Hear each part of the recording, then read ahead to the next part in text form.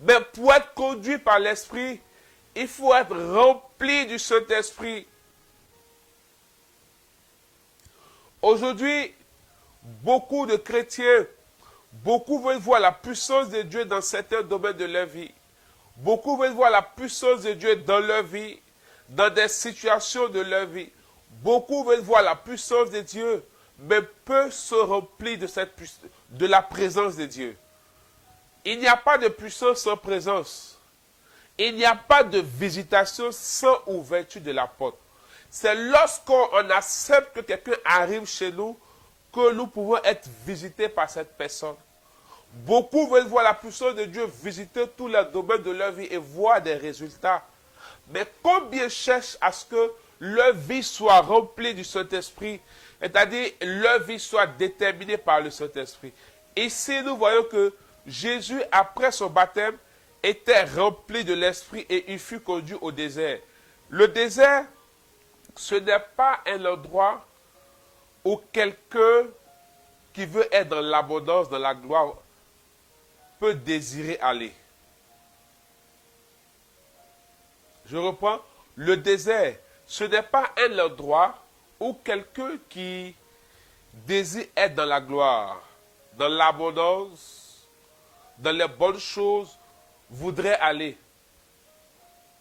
Personne ne voudrait être dans le climat du désert. Le désert, même lorsqu'on parle du désert, on a une mauvaise appréciation et connotation du désert. Alors pourquoi désirer aller au désert? Mais la première chose que l'Esprit fait dans la vie de Jésus, c'est de le conduire au désert. Parce que celui qui est conduit par le Saint-Esprit, il n'a plus de volonté véritable. Il n'a plus de désir. C'est le désir de Dieu. Et nous sommes remplis de l'Esprit afin de pouvoir relever les défis, afin de pouvoir relever de grands défis.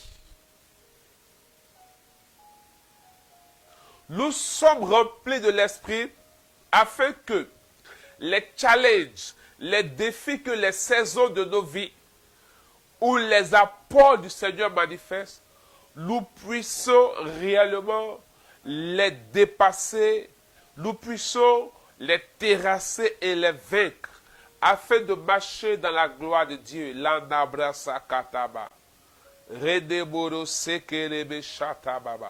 Bien-aimés frères et sœurs, nous devons être remplis de l'Esprit.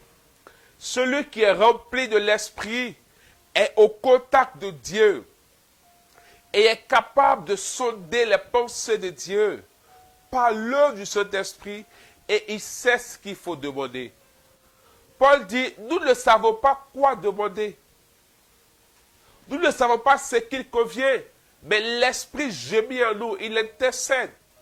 Alors quand nous sommes remplis de l'Esprit, il sait apporter tout ce qu'il nous faut. Tous les éléments qui sont importants et déterminants dans notre destinée, l'Esprit sait les apporter. Pourquoi? Parce que tout simplement, il est en nous et il nous a remplis. Nous devons chercher être remplis de l'Esprit est la clé pour prier dans l'Esprit. Parce que prier dans l'Esprit, c'est se laisser conduire par le Saint-Esprit dans nos vies et dans nos prières. Mais on ne peut se laisser conduire par l'Esprit si nous ne sommes pas remplis du Saint-Esprit. Et être rempli du Saint-Esprit, c'est donner toute la place au Saint-Esprit dans nos vies. Bien-aimés, vous voyez, considérez, prenons que ce récipient-là, cette tasse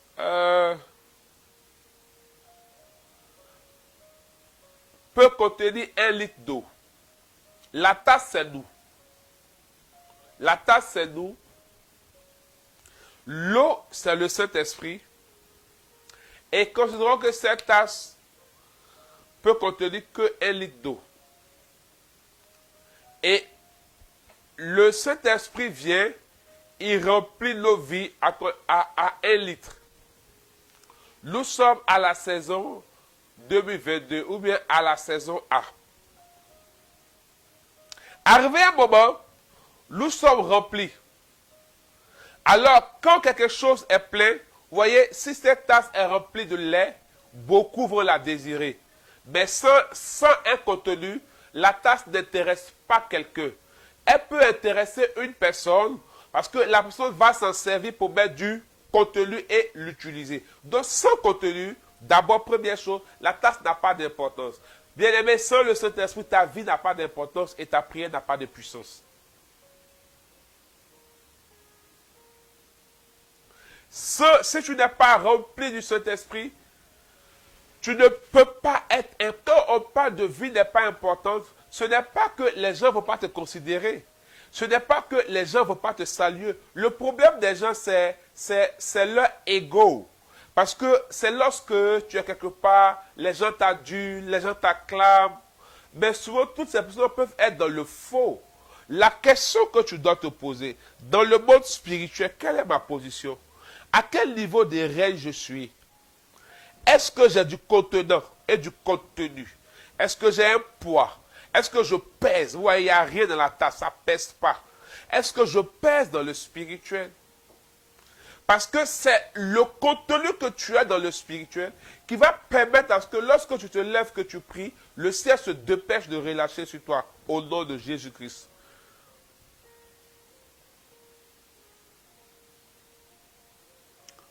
Ça, c'est la première chose que nous devons retenir. Et on retient que la tasse, c'est nous. Le Saint-Esprit, c'est le liquide, le contenu.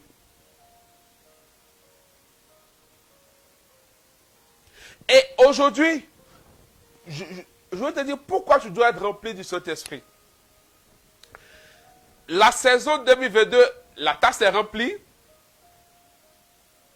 Elle pèse, elle intéresse.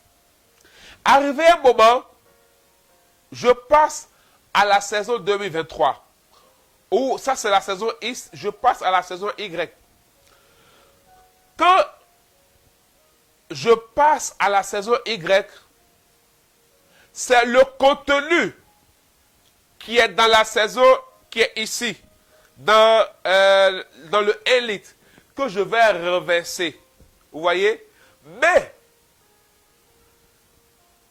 quand je passe à la saison 2023, c'est un autre niveau de ma vie. Quand tu demandes quelque chose au Seigneur, est-ce qu'on m'écoute très bien? Il faut bien me suivre dans ce que je suis en train de dire maintenant là.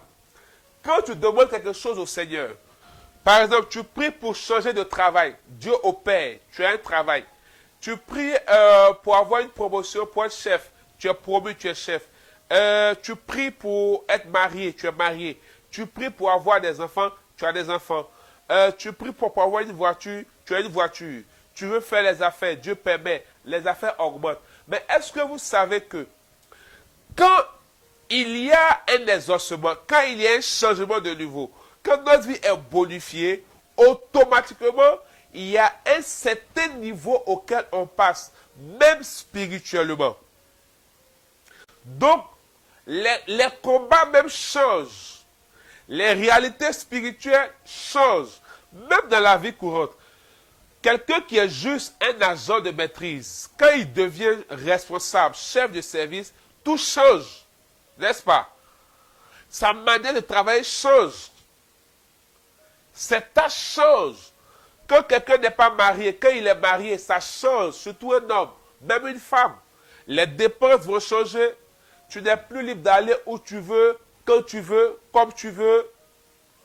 On te demande des comptes. N'est-ce pas? Quand tu n'avais pas d'enfant et maintenant tu as un enfant, bien-aimés frères et sœurs, ça change les réalités financièrement dans l'environnement. Quelqu'un qui a un enfant et quelqu'un qui n'a pas d'enfant, les réalités ne sont pas les mêmes. Les charges augmentent. Quand par exemple tu travailles et tu as commencé à faire les affaires et les affaires ont commencé à prospérer, les charges augmentent. C'est-à-dire, tu n'auras plus le même temps que tu avais avant. Quand avant, dans tes affaires, tu gagnais 20 000 francs. Maintenant, tu as commencé à gagner 100 000, 1 million, 2 millions, 3 millions. Les charges changent, les réalités changent, le poids change. C'est un autre level, c'est un autre niveau. Tu es rempli. Tu vois. Et là, au premier niveau, tu étais 1 litre. Maintenant, tu es passé à un autre niveau. Dieu a commencé à t'exaucer. Tu es devenu 2 litres. Mais le défi, c'est que c'est le contenu de 1 litre qu'on a mis dans 2 litres. Donc, on va voir qu'il y a un gap de 1 litre. Il y a un manquant de 1 litre. C'est ainsi que, étant rempli à la dimension de 1 litre et étant à un autre niveau, tu auras l'impression que tu es insuffisant face à ce que tu vis. Tu auras l'impression que quelque chose ne bouge pas, quelque chose ne va pas, quelque chose se ralentit. Mais en fait, tu es à un autre niveau, mais le contenu est toujours 1 litre. Donc, qu'est-ce qu'il faut faire? Il faut commencer encore à être rempli pour atteindre une plénitude de 2 litres, pour pouvoir résister aux réalités du niveau auquel tu es. Donc, à ce moment précis, tu vas sentir qu'il y a deux. C'est pourquoi toutes les situations difficiles que vous vivez ne sont pas forcément l'œuvre du diable. Ce sont souvent des signaux, des signalements du Saint-Esprit pour nous amener, pour nous permettre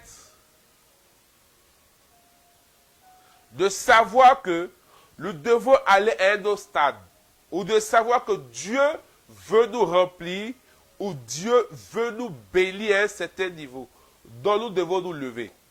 Et à ce moment précis, tu vas commencer à te sentir insatisfait de ta vie de prière, insatisfait des choses même que tu as. Mais en même temps que tu es insatisfait, en même temps, tu te sens comme un retard. Tu as l'impression que tu tournes en rond. Mais en même temps, il y a une soif indescriptible qui naît en toi. Et cette soif naît en toi afin que, parce que Dieu crée en toi le désir de te remplir, pour que tu puisses t'aider face au combat du niveau où tu es. Donc, il y a une insatisfaction comme tu tournes en rond, mais en même temps, tu as l'impression que tu as soif. Tu as un désir. Tu as soif. Tu as un désir. Ce sont des signalements que Dieu te donne. Et quand tu n'écoutes pas, Dieu va commencer à créer des insatisfactions réelles dans ta vie, physiquement. Des choses vont te manquer. Tu auras l'impression que tout est fermé autour de toi. Parce que Dieu veut te pousser à aller à un autre niveau dans la prière, dans la communion, dans la relation. Pour que tu sois rempli à la dimension de 2 litres. Parce que c'est quand on est rempli jusqu'au débordement, c'est à ce moment précis on commence à revêtir. Mais tu dois, souvent même tu pries, tu peux prier, mais tu es insatisfait de ta prière. Tu te dis que je dois aller encore plus loin. Il y a ce cri-là, il y a cette soif-là. Ça, ce sont des indicateurs de percée. Pour dire que Dieu veut te bénir. Souvent quand Dieu veut nous amener à un autre niveau, il y a ces choses-là qui se passent, cette désir. Donc, tout ralentissement dans nos vies, tout retard dans nos vies, tout blocage dans nos vies n'est pas forcément du fait du diable. Ça pourrait être des signaux, des indicateurs du Saint-Esprit pour qu'on se lève encore davantage dans l'esprit parce qu'on doit passer à un autre niveau. On doit être rempli davantage. Parce que si tu n'es pas rempli à la dimension de 2 litres, l'esprit te conduit à moitié. Quand tu es conduit à moitié, tu ne peux pas dominer ton ciel ou dominer ton environnement ou dominer l'étape de ta vie à laquelle tu es. Donc tu as l'impression que ça va pas, les choses bug, les choses ralentissent. Alors Dieu va te pousser à être rempli pour que tu saches quoi demander, comment prier, comment orienter les choses, comment faire les choses.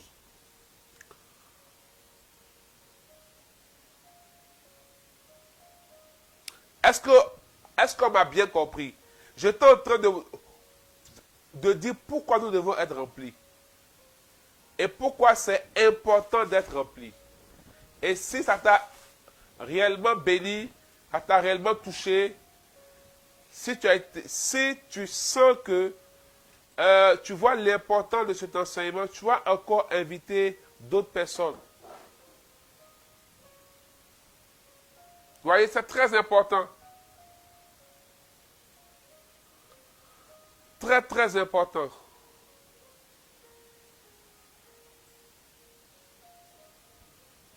Alors, si on a compris réellement ça, comment nous pouvons être remplis du Saint-Esprit afin d'être conduits par le Saint-Esprit?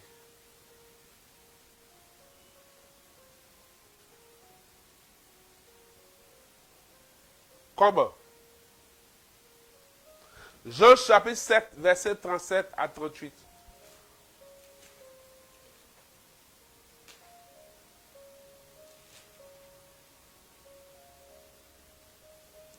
Le dernier jour, le grand jour de la fête, Jésus se tenant debout s'écria, si quelqu'un a soif, qu'il vienne à moi et qu'il boive. Si quelqu'un a soif, qu'il vienne à moi et qu'il boive. La première chose pour être rempli du Saint-Esprit, il faut avoir soif. Et il dit quoi? Celui qui croit en moi, des fleuves d'eau vive couleront de son sein, comme dit l'Écriture. La première clé, il faut avoir soif du Saint-Esprit. Il faut avoir soif du Saint-Esprit. Il faut avoir soif du Saint-Esprit. Il faut désirer, il faut languir.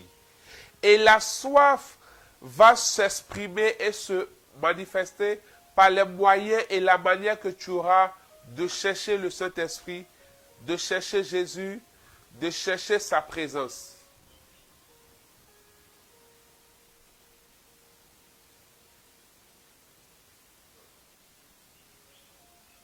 Si tu n'as pas soif, si tu ne désires pas, si tu n'as pas faim du Saint-Esprit, tu ne peux pas être rempli de lui.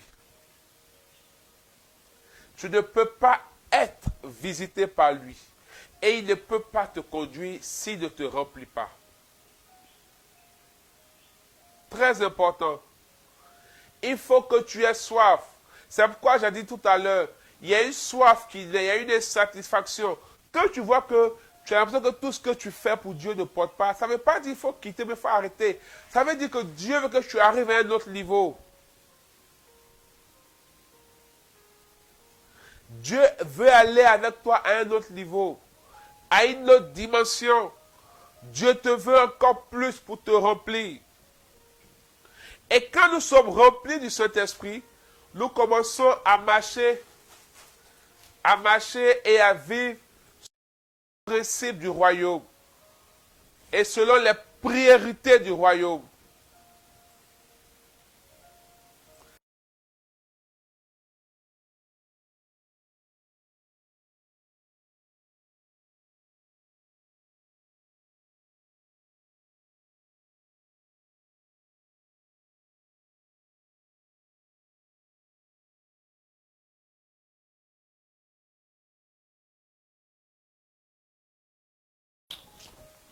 Selon les principes du royaume.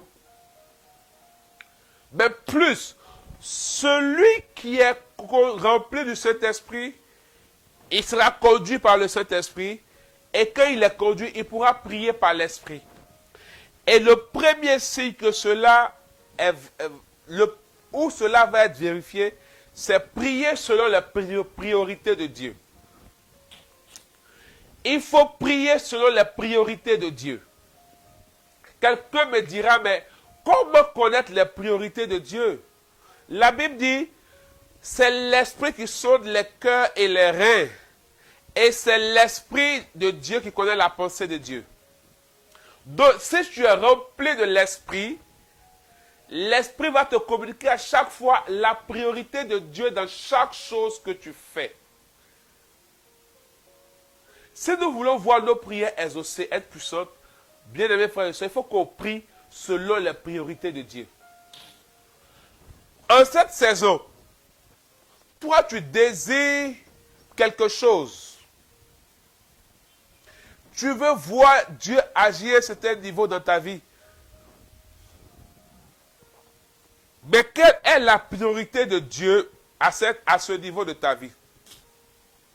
Qu'est-ce que lui, Dieu, il attend? Quelle est la priorité de Dieu pour toi? Par exemple, tu es en relation amoureuse et la personne avec qui tu es aujourd'hui, ça devient fréquent. La personne avec qui tu es dit par exemple, tant qu'on ne fait pas, fais un enfant pour moi, sera la preuve que tu es fertile et on peut se marier. Alors toi, animé par le désir de te marier, tu veux vraiment faire l'enfant là pour que la personne puisse te marier. Ou bien, la personne dit, il faut qu'on vive ensemble au moins 1 an pour que je sache vraiment qui tu es et on va se marier. Et toi, comme tu veux vraiment te marier, tu réfléchis et tu fais. Alors que tu sais que Dieu t'a dit que y a des choses qu'on ne fait pas. Par exemple, le concubinage n'est pas béni par Dieu. Dieu n'agrée pas. On ne se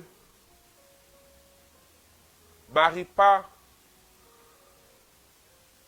C'est-à-dire, on ne fait pas d'enfants hors mariage, pas de rapport hors mariage.